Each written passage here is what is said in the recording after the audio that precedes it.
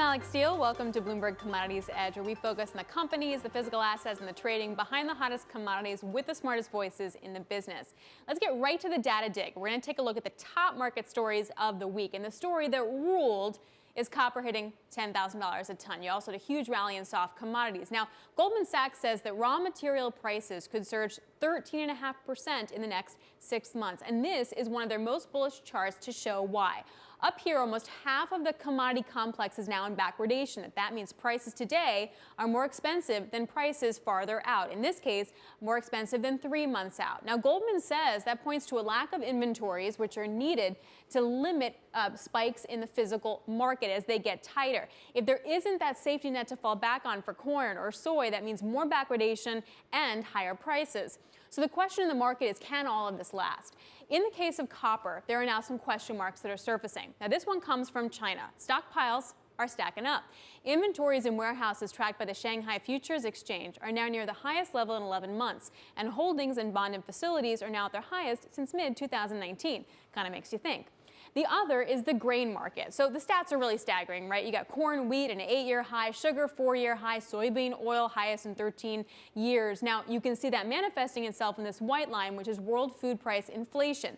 Both have been pretty subdued for years, and the problem is this comes with higher food costs. Now, this is the spike we saw back in 2010, and that preceded the Arab Spring, which huge social unrest with global implications. We're seeing a very similar spike now within the ag index as well as food inflation.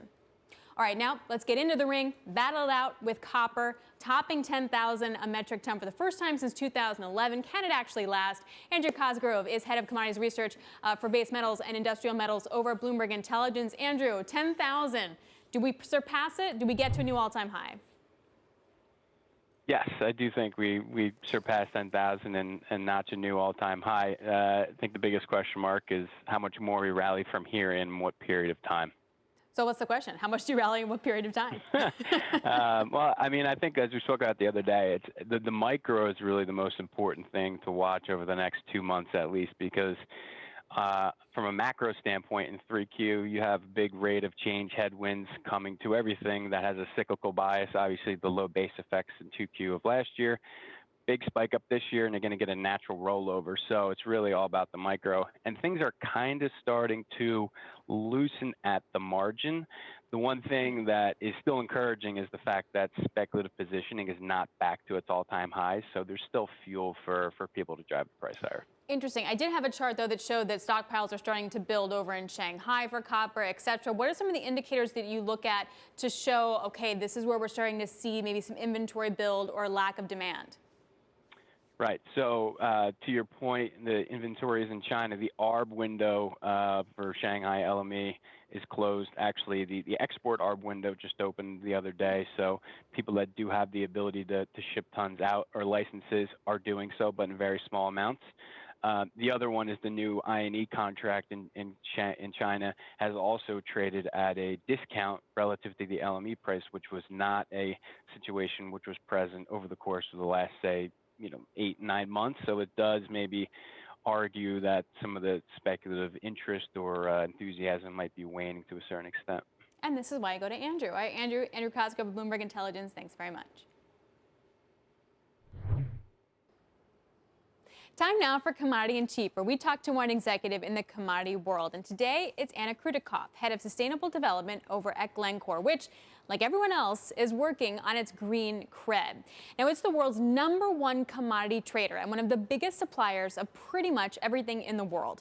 In 2020, Glencore produced 106 million tons of coal, 1.2 million tons of copper, 110,000 tons of nickel, 3.9 million barrels of oil, and 1.1 million tons of zinc. Now, it has two big targets: a 40% reduction in total CO2 emissions by 2035 and a complete net zero goal by 2050. Here's how. It plans to run down its coal portfolio by 2050. It won't sell the assets, though. It's just going to focus on high-quality coal assets. Glencore thinks it's a pretty necessary part of the global energy mix for years to come, even though coal is a dirty word among ESG-minded investors. It's also going to factor things like Scope 1, 2, and 3 emissions. Now, Scope 3 is the biggie here. It includes zeroing out emissions from products that are produced. That means that when customers burn or process the material that they mine, that can get pretty tricky. Then finally, it's going to ramp up production in all of the metals used to decarbonize the world, like copper, cobalt, nickel, all used in things from EVs to solar panels. Now, I recently caught up with KRUTIKOV and asked her how some examples of how Glencore can actually green their current operations. Our operations in the Democratic Republic of Congo, for example, are 100% reliant on hydro energy. So it's the energy that we use in that operation is 100% renewable. In some other places where we're not fortunate to benefit from hydroelectricity, we are looking at power purchase agreements where we might be able to bring in renewable content to complement or even replace fossil fuel sources. The nickel mines that we're developing in Canada, we are developing it to be the first fully electric battery vehicle operated underground mine. As we're developing that mine, we're looking at the technology that is available to us. We're designing the mine to support that technology. And of course, we will be looking at how we may be able to scale the learnings from that operation and apply it elsewhere. And a big part of the strategy also then is betting on the commodities that are going to be used in decarbonization, like nickel, cobalt, copper, etc. Can you give me a sense, though? I mean, it's not like mining those are 100% green either. And a lot of the easy metal in some ways has already been found and produced. How do you then push hard into producing those assets while also greening them at the same time? As we look forward and we recognize the need to develop and identify more resources, to unlock those resources, to make them available for society, that emphasis on responsible operation is going to be essential. Do you feel like it limits where you can operate?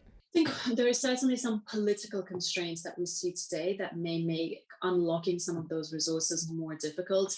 I'm not going to speculate about how that political landscape might change. We simply don't know today what that might look like in the future.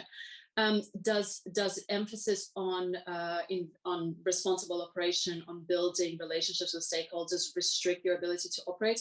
We don't believe so. We believe that a responsibly operated mine is a well-run mine. The thesis that we're going to see this supply gap, particularly with copper and other metals that are going to be used for decarbonization, it in part hinges on the supply gap.